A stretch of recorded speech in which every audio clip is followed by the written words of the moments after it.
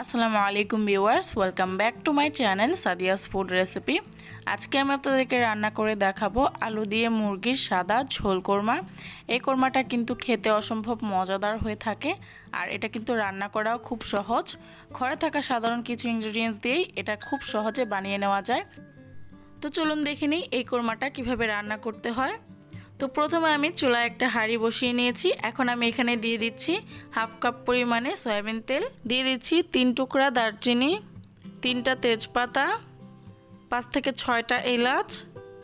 এখন আমি এই মশলাটাকে হালকা একটু ভেজে নেব। এখন এখানে দিয়ে দিচ্ছি 1.5 কাপ পরিমাণে পেঁয়াজ বাটা। পেঁয়াজটাকে আমি অনবরত নেড়ে চেড়ে পেঁয়াজের কালারটা চেঞ্জ হওয়া পর্যন্ত রান্না করে নিব।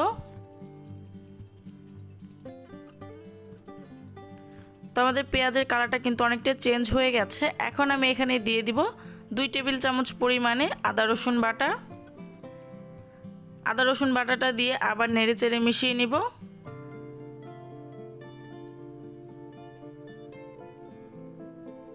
এখন আমি এখানে দিয়ে দিব স্বাদ মতো লবণ, দিয়ে দিচ্ছি 1 টেবিল চামচের মতো মরিচ গুঁড়া, দিয়ে দিচ্ছি 1 চা চামচের মতো ধনিয়া গুঁড়া।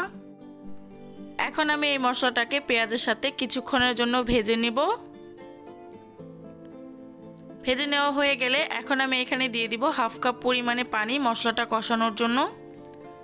মশলাটাকে আমি আরও একবার নেড়েচেড়ে খুব ভালো করে কষিয়ে নিব। তো এদিকে আমি 1 কেজি পরিমাণে মুরগির মাংস নিয়ে নিয়েছি, আর মাংসটাকে আমি রেগুলার কাট করে কেটে নিয়েছি। আর আজকের রেসিপির জন্য আমি পাকিস্তানি মুরগি নিয়ে নিয়েছি। এখন আমি এই মাংসটাকে কষিয়ে রাখা মশলার মধ্যে দিয়ে দিব। তো এখন আমি মাংসটাকে মশলার সাথে খুব ভালো করে নেড়েচেড়ে মিশিয়ে নিব। মেশানো হয়ে গেলে মাংসটাকে আমি এখন ঢাকা দিয়ে 5 মিনিটের মতো রান্না করে নিব।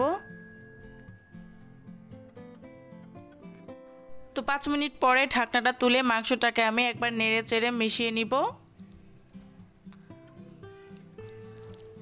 এখন আমি এখানে দিয়ে দিচ্ছি 5টা মিডিয়াম সাইজের আলু। আলুটাকে আমি ছিলে এরকম লম্বা লম্বা করে কেটে নিয়েছি। আলুটা দিয়ে আবার নেড়েচেড়ে মিশিয়ে এটাকে আমি আরও 5 মিনিটের মতো ঢাকা দিয়ে রান্না করে নিব।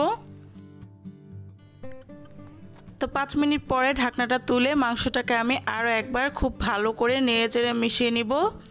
আর এই পর্যায়ে কিন্তু আমি চুলার আঁচটা একদম লোতে রেখেছিলাম।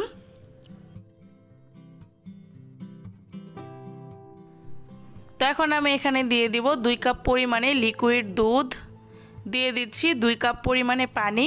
আর পানিটা কিন্তু আপনারা ঝোলটা কতটুকু রাখবেন সেই পরিমাণে দিয়ে দিবেন। তো এখন আমি মাংসটাকে আরও একবার নেড়ে চেড়ে মিশিয়ে ঢাকা দিয়ে রান্না করে নিব 10 মিনিটের মতো।